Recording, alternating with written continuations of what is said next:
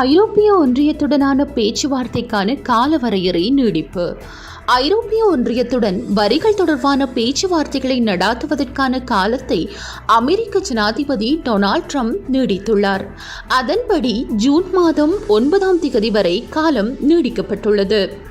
ஐரோப்பிய ஒன்றியத்தின் தலைவர் நேற்றைய தினம் அமெரிக்க ஜனாதிபதி டொனால்ட் ட்ரம்புடன் சிறந்ததொரு பேச்சுவார்த்தை எட்டப்பட்டதாக கூறியதை தொடர்ந்து இந்த காலவரையறை நீடிக்கப்பட்டதாக தெரிவித்தார். கடந்த மாதம் ஐரோப்பிய ஒன்றிய பொருட்களுக்கு 20% வரியை அமெரிக்க ஜனாதிபதி விதித்திருந்தார்.